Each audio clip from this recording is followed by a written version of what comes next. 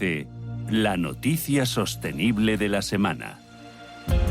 Ferrovial ha alcanzado un acuerdo para la venta de la totalidad de su participación, alrededor de un 25%, en el aeropuerto de Heathrow, en Londres, por 2.735 millones de euros. Con esta desinversión en el aeropuerto londinense, Ferrovial ha conseguido fondos a buen precio para sufragar su estrategia de crecimiento en el mercado estadounidense. Asimismo, podrá afrontar el desarrollo de nuevos proyectos de infraestructuras con los que la compañía confía generar mayores rendimientos que los que le proporcionaría su participación en Heathrow y compensar así también la pérdida que supone esta operación en términos de ingresos y resultados operativos. Tan, tan, tan, tan, tan. La cuenta online del Santander es tan fácil de abrir que lo puedes hacer desde donde quieras. Santander en digital es Santander. Santander, por ti, los primeros. Consulta condiciones en bancosantander.es. Tranquilidad es el sonido del mar. Tranquilidad es invertir al tiempo que ahorras, diversificas y proteges tu inversión. Tranquilidad es invertir en oro con Degusa. Infórmate en el 91 19 82 900. Degusa Oro es tranquilidad. Elegir y ahorrar va contigo. Ahora en Carrefour y Carrefour.es, piña categoría primera por solo 1,15 € el kilo. Ahorra un 20%. En Carrefour, poder elegir es poder ahorrar. El domingo día 3 abrimos nuestros hipermercados de Castilla y León de dieta 22 horas. ¿Sabes que tomando 2 litros de agua Sierra Cazorla te aporta el 30% de magnesio que necesita tu cuerpo? Y además es baja en sodio. No existe otra igual. Agua mineral Sierra Cazorla. Si te gusta el séptimo arte, Vivir de Cine es tu programa. Dirigido y producido desde Hollywood por José Ignacio Cuenca y presentado por María Ayer. Toda la actualidad del cine, estrenos, festivales y críticas, sin olvidar los clásicos. Los viernes, de 12:30 a 2:30 de la madrugada, Vivir de Cine, en Radio Intereconomía.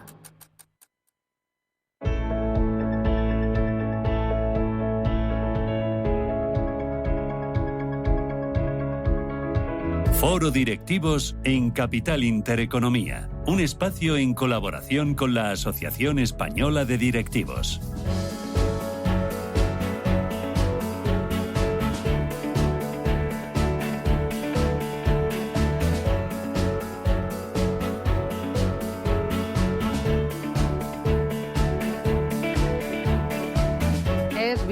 Viernes 1 de diciembre de 2023. Estamos estrenando el último mes del año. Muchos de nosotros estamos pensando ya en la Nochebuena, las cenas en familia, las cenas con amigos, las uvas, los mazapanes, el árbol, los regalos, la ilusión de los niños. Pero bueno, en esta recta final de curso hay que poner algunas cosas claras y entre ellas el tema de la fiscalidad, los impuestos. ¿Cuánto nos preocupan a todos los impuestos, verdad? Hoy vamos con ello, nuestro foro directivos, porque hoy nuestro invitado Manuel es Francisco Picó, socio de Private Client and Wealth Management, fiscalidad corporativa en Quatre Cases. ¿Qué tal, Francisco? Muy buenos días.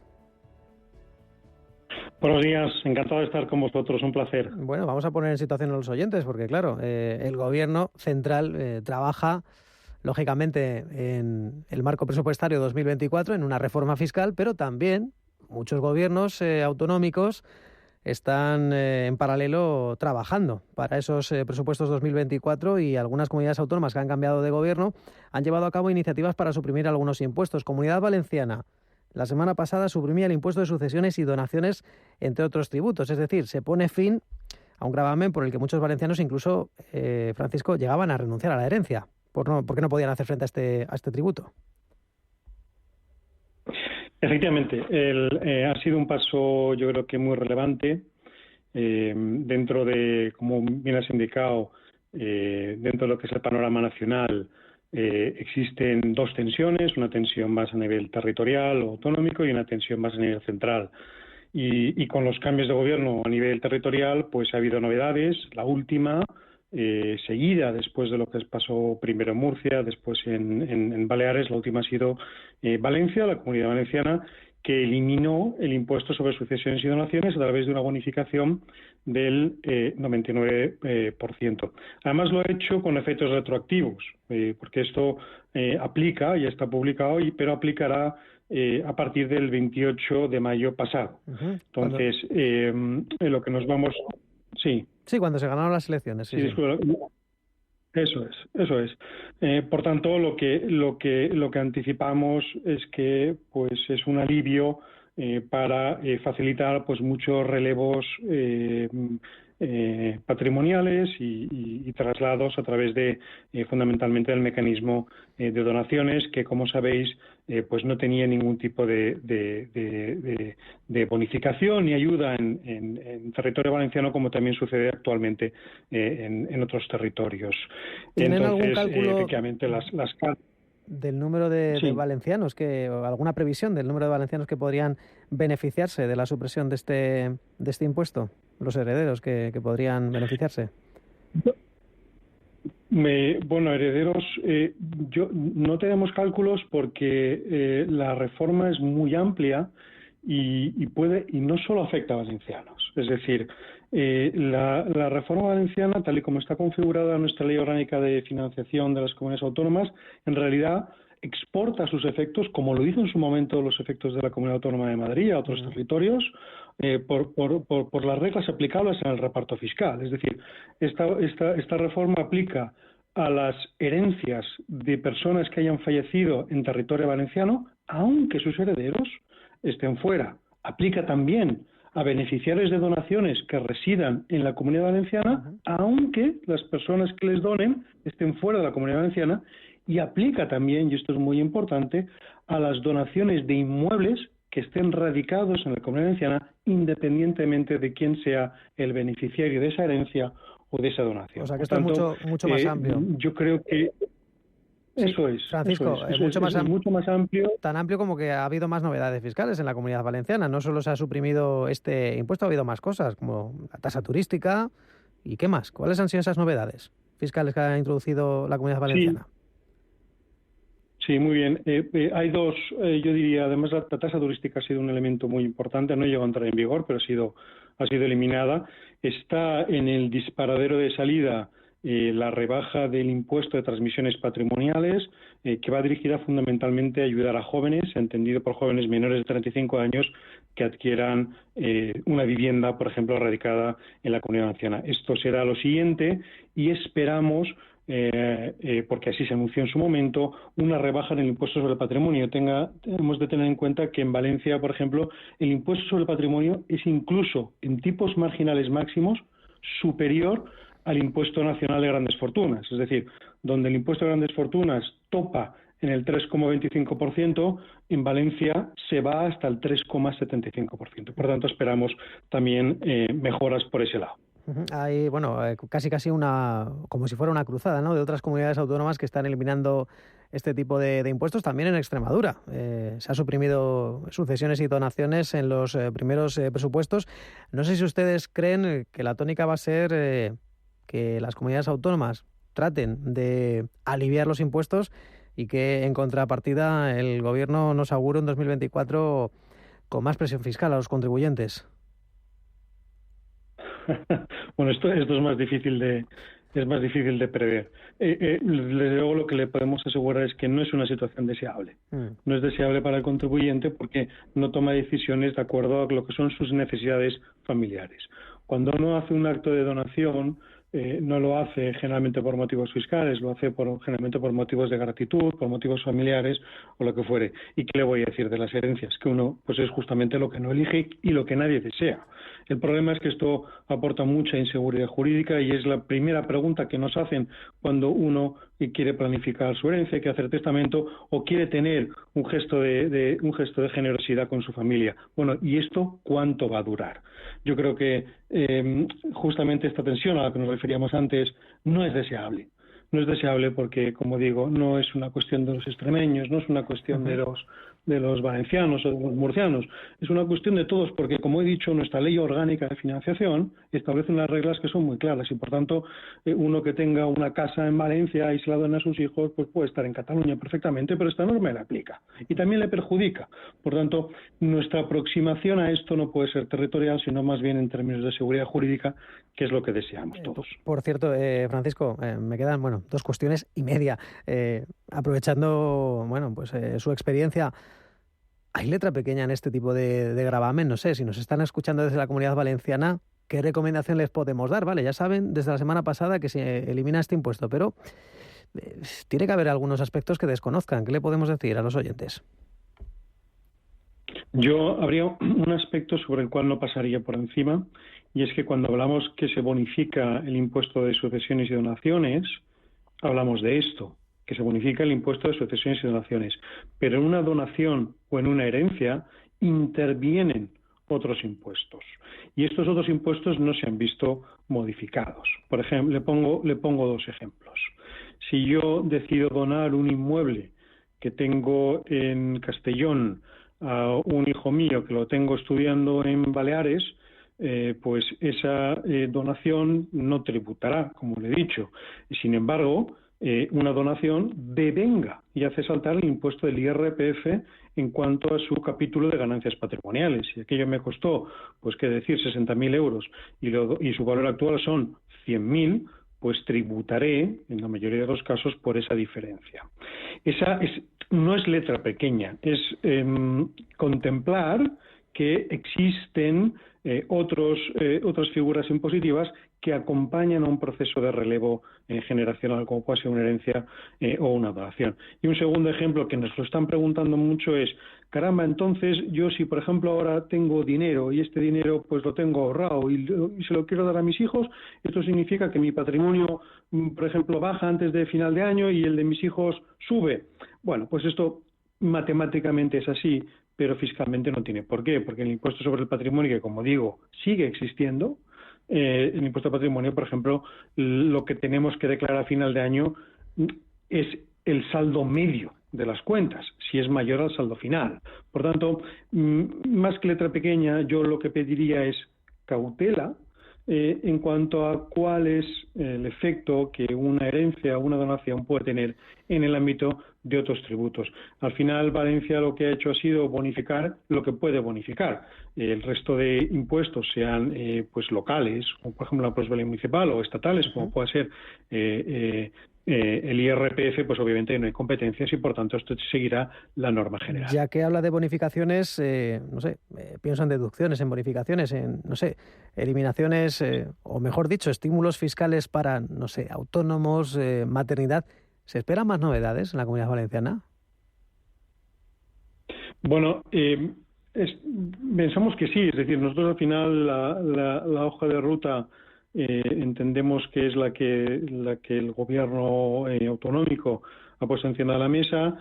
Se han tomado ya medidas, tanto de conciliación como ayuda a la juventud, fomento de vida saludable, que ya están vigentes, son deducciones autonómicas, que esto sí aplicará solo a los residentes en la Comunidad Valenciana, pero como le digo, el plan es más ambicioso y supongo que irá un poco también acompasado con pues los mecanismos de balancear lo que son ingresos y gastos a nivel autonómico. Vamos poco a poco. Nosotros nuestra valoración es una valoración positiva, porque en la Comunidad Valenciana, como en otros territorios, hacía mucho tiempo que, pues como usted bien decía, había supuestos de renuncias a herencias, habían problemas familiares, y pensamos que todo lo que es el traslado gratuito de patrimonio que ya ha tributado a favor de nuestros hijos o familiares próximos son cosas que facilitan el ahorro y facilitan indirectamente pues también la inversión en el desarrollo económico. Me queda la última pregunta, Francisco. Claro, aquí hemos hablado de suprimir impuestos y también podemos hablar de la, duplicidad de impuestos, porque como sabes, tenemos nueva legislatura, en este caso, con el gobierno socialista, que como sabes, pues este 2023 ha venido marcado por esa salida de sede fiscal, que es la traslada a Países Bajos, previo paso Estados Unidos, Ferrovial, Repsol. Ayer advertía su presidente Antonio Brufau que va a llevarse las inversiones fuera de España si continúan con esta senda de gravámenes extraordinarios a las energéticas. Vamos a escucharle. Estos 1.500 millones de euros están sometidos a una cosa que se llama, y lo entenderéis muy bien, estabilidad. Estabilidad jurídica, estabilidad fiscal. Si nosotros tenemos que tener un impuesto que no tienen los franceses o los portugueses para producir hidrógeno, pues seguramente nuestra decisión será irnos a Portugal o a Francia. ¿Creen que la política fiscal del gobierno puede llevar una fuga de capitales? Entiendo que comparte esta posición de Brufau. Sí, por supuesto. Yo creo que todos en el mundo en el que vivimos y más en el ámbito de la Unión Europea lo que deseamos es estabilidad territorial, estabilidad normativa, previsión y sobre todo certeza para que no se cambien las reglas del partido a mitad, ¿no? Esto lo hemos vivido mucho a nivel europeo, lo hemos sufrido porque en Europa, por ejemplo, impuestos como el de patrimonio, pues no precisamente no son impuestos que existan, y lo mismo en el ámbito de las herencias y de las donaciones. Pero hay mucho más, es decir, todavía, por ejemplo, a nivel de fiscalidad personal, pues un valenciano tiene tipos marginales máximos del 54 en comparación con otros territorios que están al 45. Entonces, insisto, yo creo que nadie se quiere mover. Ni una persona que esté viviendo en Cataluña, ni en Valencia, ni en Madrid, ni las empresas tampoco. Pero lo cierto es que en un territorio donde aspira, porque así lo dice su código fundacional, a dar uniformidad y a no crear beneficios, pero tampoco cargas que de alguna manera provoquen un cambio en lo que es la libertad de movimientos de capitales y personas, que es la Unión Europea, pues este tipo de medidas que aportan distorsión no ayudan. Al final es muy difícil en la toma de decisiones, ya no solo para Repsol, con todos los respetos, o cualquier otra empresa, también para las personas. Al final es cualquiera de nosotros que pueda tener hijos y que se pueda plantear, insisto, nadie se plantea hacer una donación por temas fiscales. Pues se hacen generalmente por temas familiares. Por tanto, pues compartimos esta reflexión y en lo que humildemente podamos ayudar, pues oye, nos sumamos a que exista certeza y cierta uniformidad fiscal. Francisco Picó, socio de Private Client and Wealth Management, Fiscalidad Corporativa, Cuatrecasas Valencia. Un saludo, feliz viernes. Muchas gracias, igualmente. Feliz fin de semana. Gracias.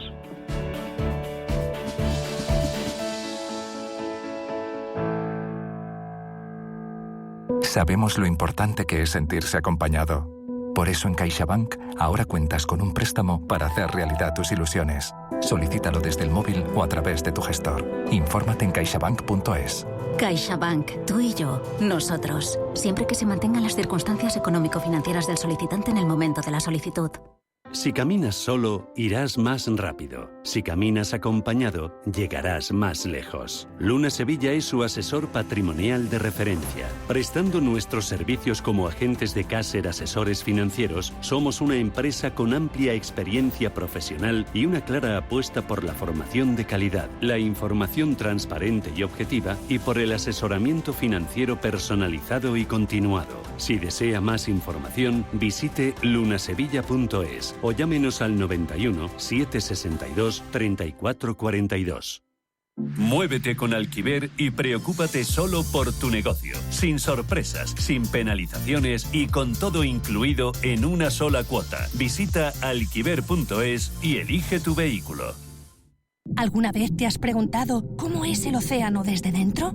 Ven a Atlantis Aquarium Madrid y sumérgete en las profundidades. Un mundo de curiosidades marinas y su conservación te esperan. Además, los más peques de la casa recibirán el pasaporte con el que pasarán divertidas pruebas, aprenderán y se convertirán en embajadores de Atlantis. Atlantis Aquarium Madrid. ¿Estás preparado? Los viernes a las 10 de la noche nos visita un gato, el Gato Gourmet. En Radio Intereconomía, Andrés Sánchez Magro presenta una guía semanal gastronómica, enológica, de restaurantes, literaria, musical y con todos aquellos ingredientes para cocinar la buena vida. El Gato Gourmet, con el patrocinio de Marqués de Riscal, los viernes a las 10 de la noche en Radio Intereconomía.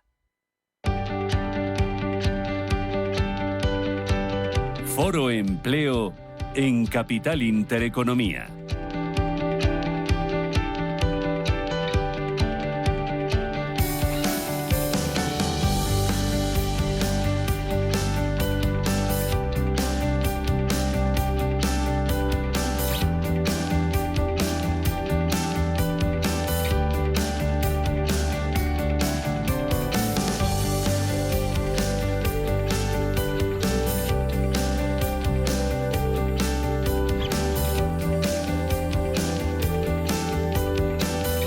Las 11:26 de la mañana, aquí pidiendo invitaciones. Estamos. José Canseco, experto en recursos humanos. ¿Cómo estás? Buenos días. Muy bien, ¿cómo estás? Espera, que voy a toser un poco. Tira, cuéntame tú algo. ¿Estás bien? Yo estoy fenomenal. Con mucho trabajo. Es que me hace reír antes de empezar. Mucho trabajo. Estamos cerrando el año muy bien. Eso es buena noticia. ¿Hay movimiento en el mercado laboral o qué pasa? Hay movimiento, hay mucha gente buscando empleo. Hay mucha compañía pidiendo propuestas, luego hay que aprobarlas, ¿eh? Le mando un mensaje aquí a todos mis clientes que por favor aprueben las propuestas. Las contrataciones, pero entiendo que las contrataciones ahora de final de año para los sectores que ahora mueven el mercado laboral, logística, sí, comercio, eso está ya medio hecho, ¿no? Eso ya tiene que estar cerrado, ¿no? Sí, pero bueno, sabes que nosotros no hacemos selección, sí, hacemos procesos de estrategia. Sí sabes cómo está el termómetro. ¿Y cómo está el termómetro? Sí, pues está todo hecho, como tú dices, ¿no? Sí. Están las contrataciones hasta ¿Ha habido contrataciones? Hasta mediados de enero están realizadas. Sí, claro que ha habido contrataciones y muchas, de hecho. ¿Sí? En todo el sector logístico ha habido muchísima contratación. ¿Qué tipo de contrato se firma? Porque claro, ese es el tema. Ya temporales... Bueno, se pueden firmar temporales todavía, ¿no? ¿O no? Pues mira, el otro día la gente de Amazon me decía que los contratos que están firmando son de 4 semanas. ¿Pero con qué nombre? ¿Con temporal? Entiendo, claro. No te lo sé decir. O fijo discontinuo y trabajo 4 semanas. Yo creo que fijo discontinuo, no. Yo creo que es temporal. Trabajo 4 semanas y 52 al año, ¿no? ¿O cómo es eso? Yo creo que es temporal, en este caso. Claro, eso digo yo. Pero no te sabré decir. Marisa Cruzado, socia en CVA, Comunicación en Valor Añadido. Buenos días. ¿Qué tal? Buenos días. ¿Cómo está usted? Yo muy bien. Mejor que es yo viernes. Que he mandado así nada, ¿estás visto? Por ser viernes. Es que ya llevas toda la semana dándole pues aquí sí, a la humedad. Y un rato. Sí.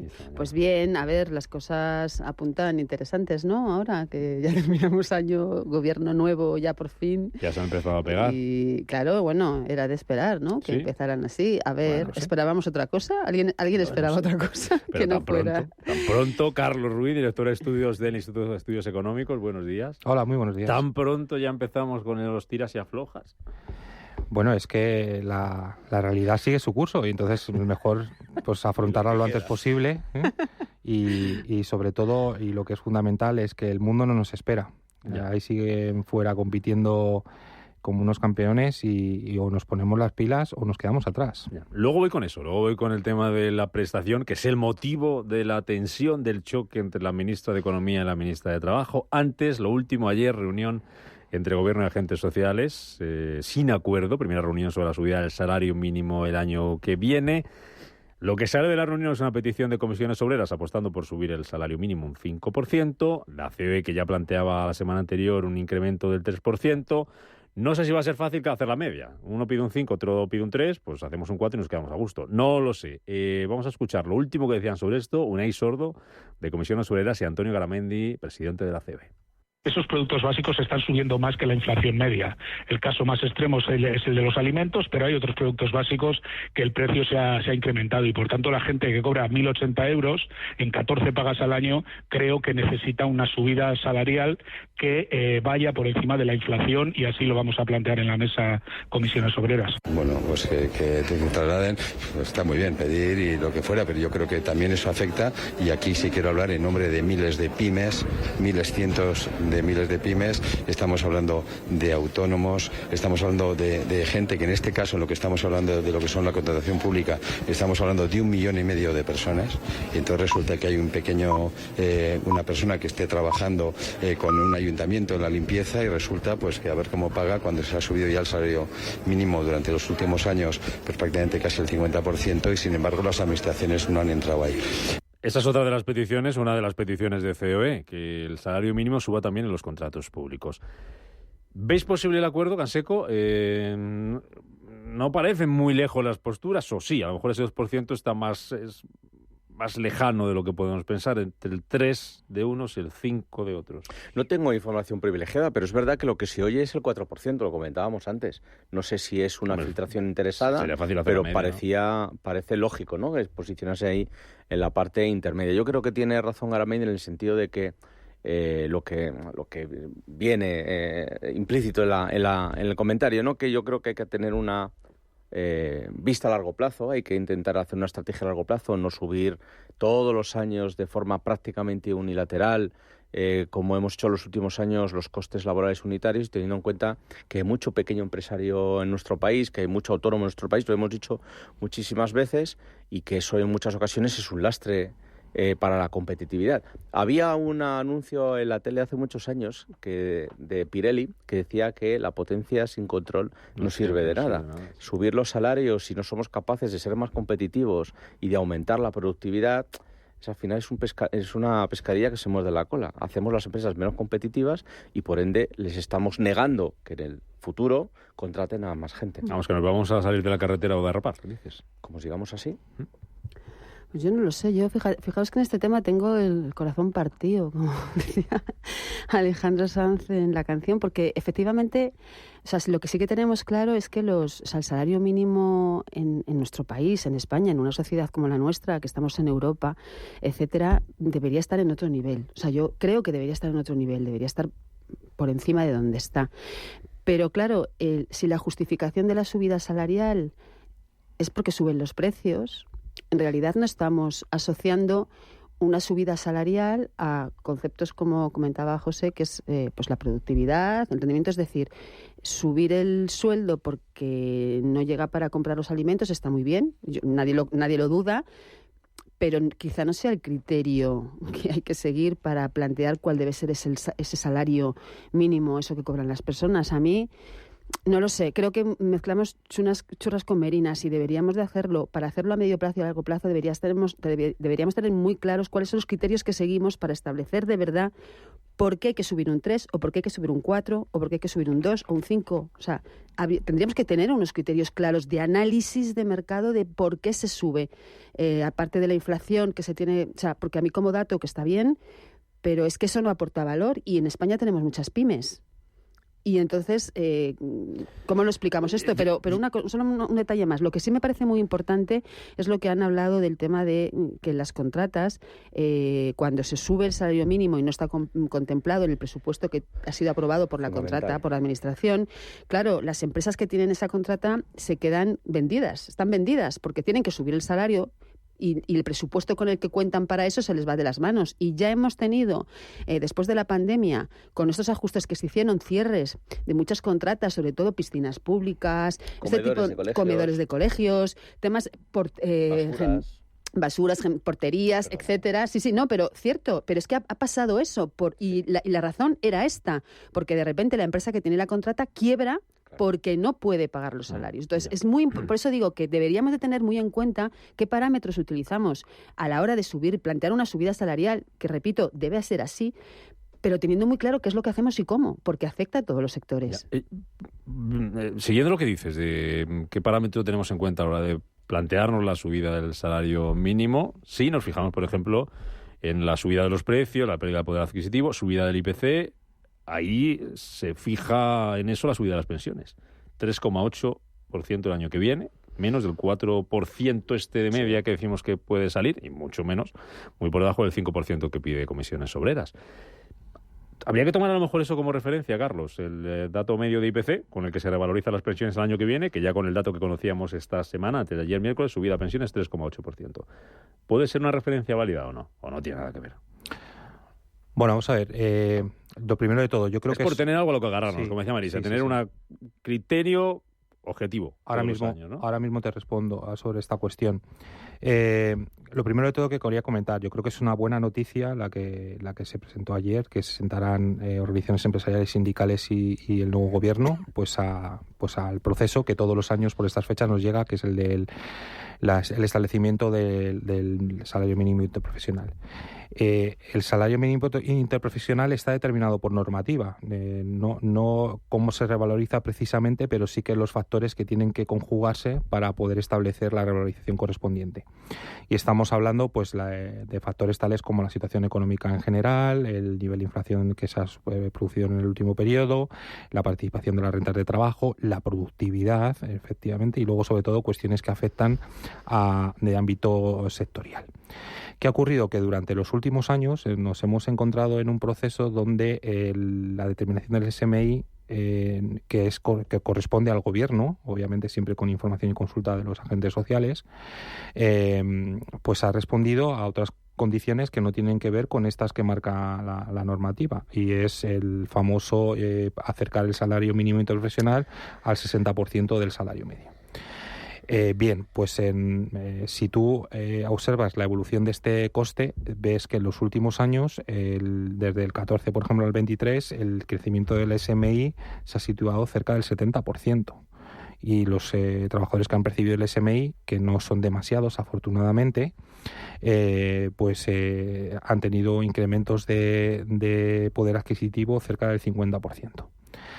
¿Qué ocurre? Que hay efectos derivados del incremento del SMI que no son perceptibles y a lo mejor no se consideran cuando en un momento determinado se produce una acción política concreta. Y es uno clarísimo, por ejemplo, que les apuntaba y que está afectando bastante, el tema de la contratación pública. No hay un mecanismo de establecimiento de revisión de precios actualmente que pueda compensar ese incremento no del SMI, sino del efecto escala que hace el SMI sobre otras categorías profesionales. Y España, y antes de ayer presentábamos un estudio del Instituto de Estudios Económicos, tenemos un 27,6% de externalización de gasto público al sector privado. Gasto público, además, que se podría realizar de forma mucho más eficiente, ¿no? Es más, la administración pública en el último año ha incrementado a encargos a medios propios en un 84% ese gasto público. Es decir, en vez de sacarlo a la actividad privada, lo ha hecho con medios propios que, como sabemos, pues siempre son más ineficientes, etcétera, ¿no? O sea, ahí tenemos un claro ejemplo de que, y la patrona ha dicho, vamos a ver si podemos incluir en esta evaluación del SMI que las contratas puedan revalorizar también sus prestaciones. Ese melón lo ha abierto la COE, pero ha abierto otro, no es nuevo, ya sonaba, pero lo ha vuelto a recordar el presidente de la COE, Garamendi. ¿Salario mínimo por territorios? Y es verdad que ahí hay un debate, y lo hemos planteado hace mucho tiempo, lo que pueden ser las diferencias entre unos territorios y en otros. Es decir, en unos territorios, estamos ahora en Madrid, pues en Madrid la verdad es que el salario mínimo afecta relativamente, pero si estamos hablando de Extremadura o de otras regiones, pues estamos hablando de que estamos superando ampliamente el 60% del salario medio. Nosotros estamos en esa posición, vamos a ver qué nos cuentan, pero yo creo que es muy importante porque además cuidado también con romper y desbancar lo que son las propias tablas salariales. Parece coherente, parece lógico, parece también difícil de vender.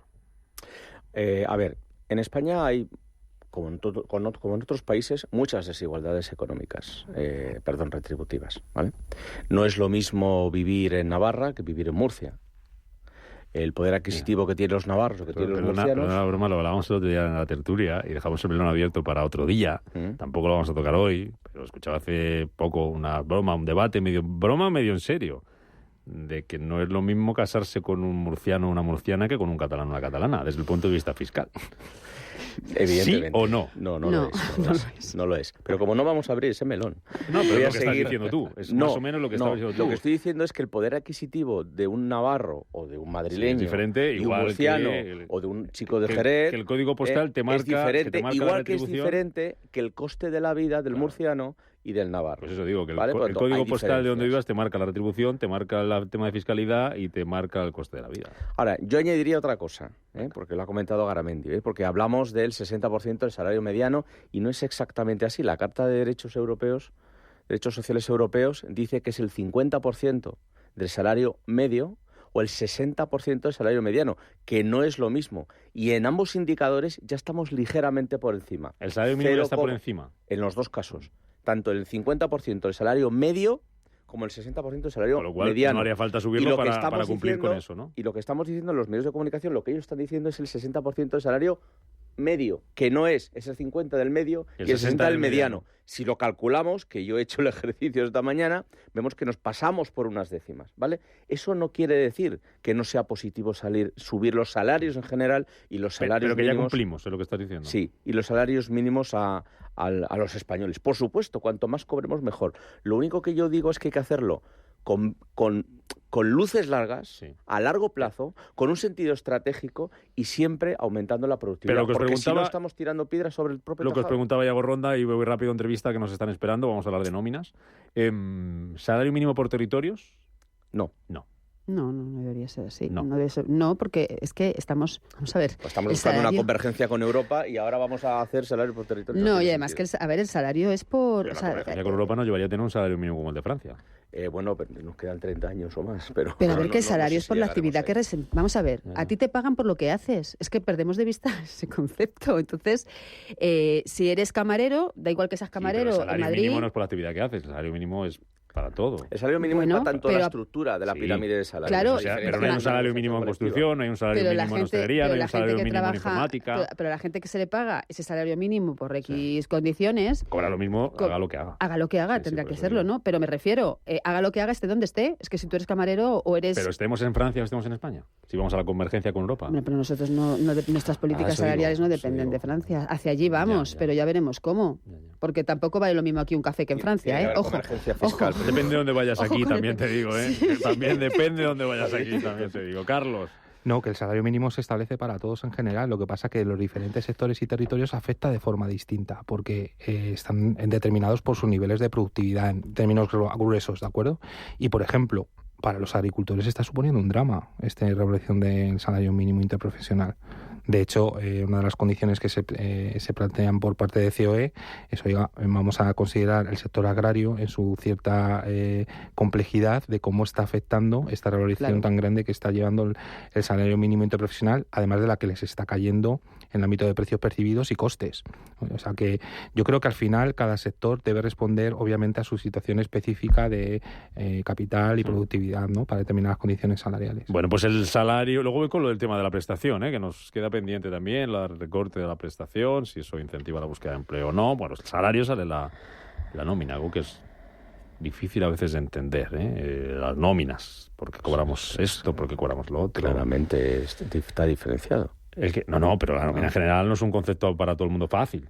Bueno, no depende de la nómina. Hay nóminas muy sencillas y nóminas muy complejas. De la nómina. Bueno, por cierto, nómina que lleva cambio a partir del año que viene. No sé si lo sabéis, se va a aplicar un nuevo tipo de cotización. Sí, esto es por culpa del mecanismo de equidad intergeneracional, que es lo que se hace para favorecer la reserva de las pensiones. En 2023 la nueva cotización la 24 va a cambiar. Va a ser ahora un 0,58% para la empresa y un 0,12% para el trabajador. 2 centésimas más, ¿no? 0,02% más o menos en este caso lo que nos va a costar. Vamos a hablar de nóminas, porque quiero saludar a Marcos Morán, que es CSO, Chief Security Officer en Tugesto, es una empresa valenciana que hace software de nóminas. Marcos, ¿qué tal? Bienvenido, muy buenos días, ¿cómo estás?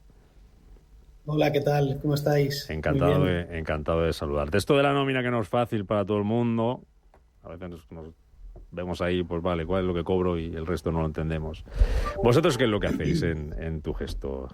¿Software de nóminas es todo online? Cuéntanos.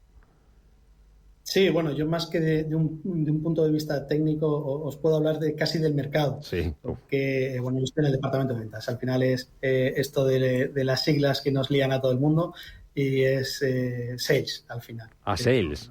Fíjate. Fíjate, yo aquí metiendo... Chief Sales Officer. Nada, no te preocupes.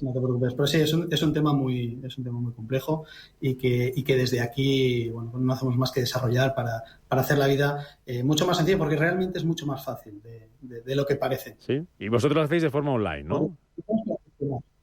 Sí. Es decir, Tugesto es un despacho de abogados, o comienza como un despacho de abogados con 25 años de experiencia, que hace 12 pues ve que a nivel de procesos legales, las cosas son manifiestamente mejorables, que como son legales nadie se atreve a tocar, y bueno, pues un poco desde aquí pues se piensa que se puede mejorar todos esos procesos y nos lanzamos al desarrollo de soluciones. Entonces, bueno, vamos cosechando diferentes soluciones hasta abordar el mercado laboral. ¿Qué soluciones tenéis, Marcos? ¿Cuál es un poco el fuerte, el valor añadido, la diferencia de tu gesto con otras compañías? ¿Cuál es vuestra propuesta? Pues la semilla comienza pues porque cuando tú te crees que eres bueno en algo, tienes que buscar una montaña que sea lo suficientemente alta como para que te ponga a prueba, y entonces aquí se considera que este proceso puede ser el del impago, que normalmente hay muchas empresas en España que tienen muchos impagos y que la gran mayoría no los pueden reclamar, salvo que el impago sea muy, muy grande y les obliga a ellos, pero que casi prefieren coger la factura, llevársela al balance de pérdidas y asumirla como tal antes de poder reclamar lo que es suyo. Entonces, bueno, pues desde aquí se piensa que se puede digitalizar, acortar y mejorar todo este proceso hasta el punto de que cualquier empresa pueda reclamar cualquier tipo de impago independientemente de su importe y sea rentable para nosotros el gestionar todos esos expedientes de forma jurídica. Y bueno, pues creamos nuestro primer SaaS. Este se convierte en un verdadero éxito y a partir de ahí seguimos desarrollando diferentes plataformas. Pues creamos una factura electrónica, una plataforma de RGPD, una plataforma fiscal y contable, hasta llegar a nuestra niña bonita y la joya de la corona, que es nuestra plataforma laboral. Entonces, aquí lo que detectamos cuando entras en un mercado así, vas buscando cuellos de botella, que es lo que realmente puede aportar. Y aquí lo que vemos es que lo que no ha cambiado en los últimos 30 años, siempre gasto la misma broma en todas mis reuniones a los clientes, es atarnos prácticamente los cordones y la comunicación entre gestoría y empresa, que sigue siendo un correo electrónico, que sigue siendo un Excel, que le damos la nómina prácticamente hecha a la gestoría, que en el momento que se la lanzamos por correo electrónico hemos perdido el control del proceso, hemos perdido el control del dato. Cuando me devuelven la información, pues me toca revisarla, pasar la corrección de errores. Bueno, pues es este maravilloso partido de tenis que empieza un día 20, que acaba un día 5 y el que no lo quiera jugar, pues se tiene que redimensionar la plantilla, contratar los software y hacerlo de manera interna. Entonces, en este caso, desde aquí se piensa que, oye, creo una plataforma que me una con mis clientes y puedo automatizar todo eso a niveles insospechados. Y a partir de ahí seguimos desarrollando muchas más cosas a nivel laboral. Marcos, ¿cuál sería vuestro target? ¿Cuál sería vuestro perfil de cliente? Bueno, pues ha ido cambiando. Es decir, al principio pensamos que una empresa de 70 personas y de 70 empleados, y luego nos dimos cuenta que cuanto más grande mejor, que lo tenga externalizado, que trabaje con gestoría. Porque no es lo mismo tener que revisar 20 nóminas que tener que revisar 300 o 400 o 600 nóminas. Luego ya nos volvemos a dar cuenta que ese no es el más grande que trabaje con gestoría, sino ya empresas muy grandes que vienen de un SAP o vienen de otras soluciones de hacérselo de manera interna. Por cuestión de rentabilidad prefieren volverlo a externalizar en nosotros, manteniendo todo el control del proceso, todo el control del dato. En definitiva, lo mejor de tener una asesoría detrás y lo mejor de tener un software. En cuanto a 2023, ¿cómo se ha ido? ¿Cómo ha ido en cuanto a números, en cuanto a resultados, en cuanto a objetivos cumplidos? Que ya estamos a punto de hacer balance y empezar a pedir cosas a los Reyes Magos. Somos muy ambiciosos, y los planes son más ambiciosos todavía. Entonces, bueno, hemos hecho un por 3, casi un por 4 en lo que es la vertical de laboral, subiendo un 40% la facturación de la compañía. En ese sentido estamos muy contentos. El ROI que aportamos a las empresas es muy alto. Entonces, la verdad es que los objetivos son mucho más altos para 2024 y esperamos poder seguir batiéndolo. ¿Qué le pedís a los Reyes, Marcos? ¿Qué le pedís al 24? Bueno, seguir un poco como estamos. No podemos quejarnos. Conforme estamos, tenemos una ventaja muy competitiva en el mercado, solucionamos un problema muy, muy grande y simplemente... bueno, pues el hacer razonar un poco a la gente, que volvemos a lo mismo, somos gente de costumbres y sacar a la gente de las costumbres es muy, muy complicado. Es decir, pues si siempre lo he hecho así, ¿por qué lo tengo que seguir así, haciendo así? Pero cuando conseguimos atraer al CEO, al CFO, porque Recursos Humanos es el primero que nos compra nuestro mensaje, cuando conseguimos atraer a ellos y le presentamos el ROI, la cosa cambia. Quizás eso, más que...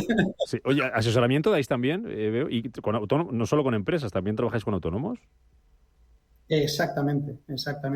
Cuando empezamos a desarrollar, como te decía, la plataforma fiscal y contable o la plataforma de facturación, se hace pensando que una pequeña empresa necesita de muchos softwares, necesita de muchas herramientas para poder tener el control del dato dentro de la empresa. Entonces, desde aquí, pues oye, empiezas creando un motor de factura y va y resulta que me automatiza directamente la contabilidad y va y resulta que esto es un mismo software que compartes con tu misma asesoría, que somos nosotros, o con tu mismo gestor. Y entonces, a partir de aquí empezamos a crear flujos de automatizaciones que son muy chulas, que al final somos nosotros quien desarrolla el software, no es una empresa tercera ni un país tercero, y esto pues nos da unas potencias increíbles porque aseguramos las necesidades de la empresa a día de hoy y las futuras también, porque podemos crecer y adaptarnos a ellos. Bueno, pues a seguir ayudando a las empresas, a seguir ayudando a las pymes, a los autónomos, asesorándoles y ayudándoles a facilitar pues algo que hay que hacer mes a mes, que es la nómina, esa gestión de nóminas. Tu Gesto, Marcos Morán, Chief Sales Officer, esta asesoría para autónomos y pymes, forma online. Marcos, un placer, hasta cuando quieras. Seguiremos aprendiendo de nóminas, que nunca viene mal. Gracias. Gracias, Marcos. Buen viernes, buen fin de semana. Nos quedan 5 minutos para irnos. Debate, choque, ministra de Economía, ministra de Trabajo, molesta por esta propuesta de que se vaya a recortar la prestación por desempleo, que los parados que rechacen un trabajo no cobren prestación, o no al menos como la están cobrando hasta ahora. Desde luego, no compartimos en absoluto la propuesta que se está formulando desde Economía, y el Gobierno de España, además, ha suscrito un acuerdo de gobierno en el que claramente formulamos esta reforma de la que les estoy hablando. En definitiva, el Gobierno progresista de España no va a recortar el subsidio por desempleo, lo va a mejorar, lo va a modernizar y va a mejorar el ámbito subjetivo del mismo. Por tanto, las personas trabajadoras hoy pueden estar tranquilas. ¿Van en direcciones contrarias, Carlos? ¿Y esto de recortar la prestación por desempleo es una buena forma de incentivar la búsqueda de trabajo o no? Bueno, yo con que se cumpliera la norma me sería suficiente, porque el rechazar ofertas de trabajo supone ya una reducción de la prestación en el momento actual. Incluso si rechazas la tercera, pues posiblemente te pueden retirar la prestación por desempleo. Estamos hablando de subsidios, que es la parte cuando ya no has generado el derecho, se te ha acabado la prestación y entras a cobrar una renta, que es el subsidio. Yo creo que aquí es un momento muy delicado, porque además lo que hay que intentar es que la gente no llegue hasta ese punto, ¿no? Porque ya ha pasado seguramente pues 1 año y medio, 2 años cobrando una prestación por desempleo.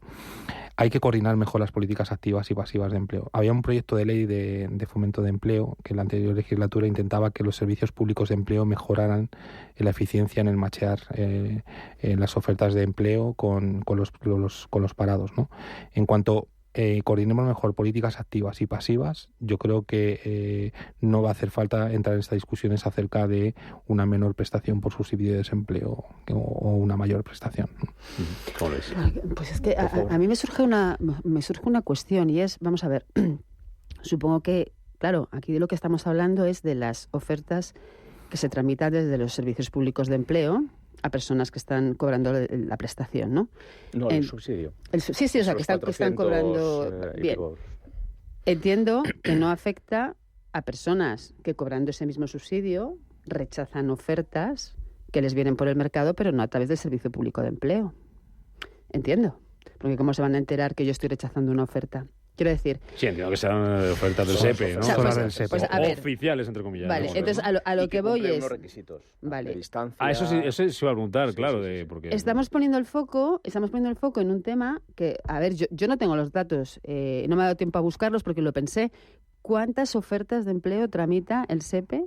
¿Y de esas cuántas se rechazan? Intermedia muy poco. Intermedia el 1,9%. Eso, un 2%. Es ridículo.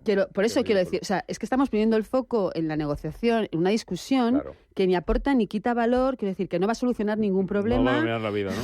Ni va a solucionar ningún problema, ni va a aportar ninguna solución real al problema del desempleo. Entonces, vale, que está muy bien y que hablar de ello está guay, pero que si nos paramos a mirar el dato, es que hay que hablar así porque con el nuevo gobierno hay que ser muy así.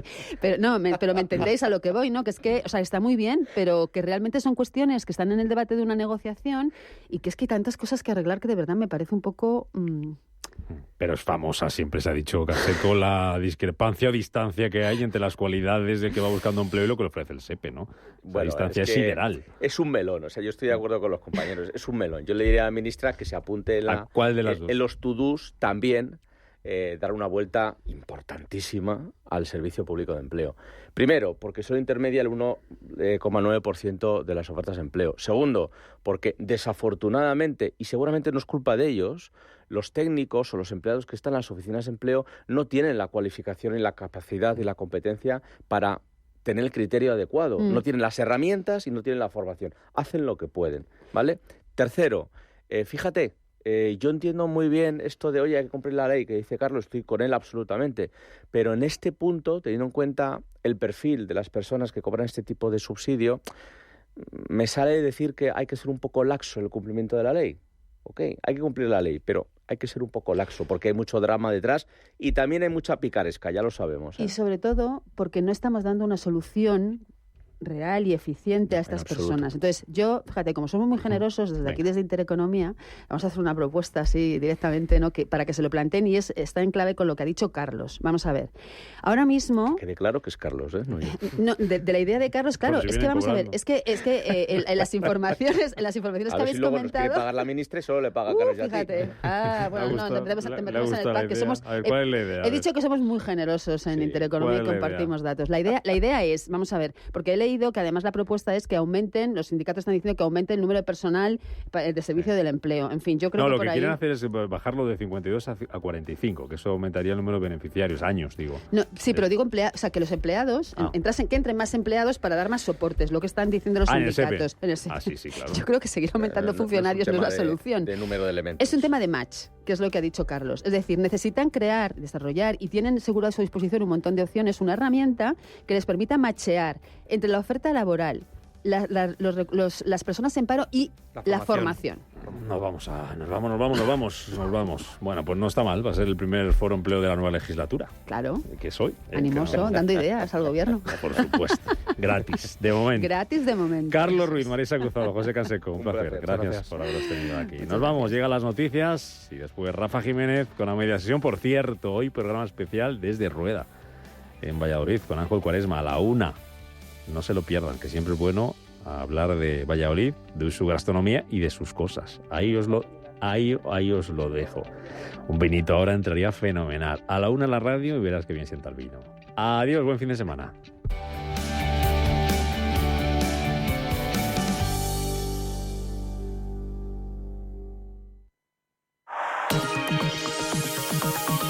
La dirección de Radio Intereconomía no se responsabiliza ni comparte necesariamente las opiniones y consejos de sus colaboradores o las realizadas por terceros ajenos a este programa.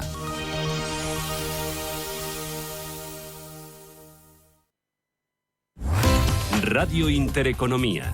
Eres lo que escuchas.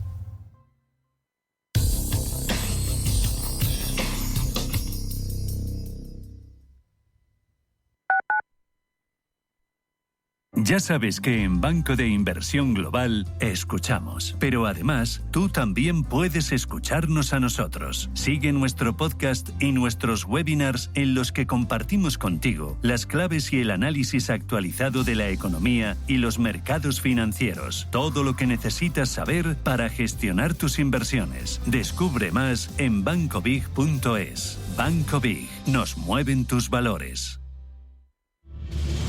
Si eres un family office, un inversor institucional y quieres invertir, Sirena Invest es tu aliado. Sirena Invest es una promotora inmobiliaria con más de 15 años de experiencia en el sector inmobiliario polaco que ofrece invertir en una de las economías más pujantes y rentables del mundo. Polonia. Recuerda, sirenainvest.com con Y o llámanos al 648 019495.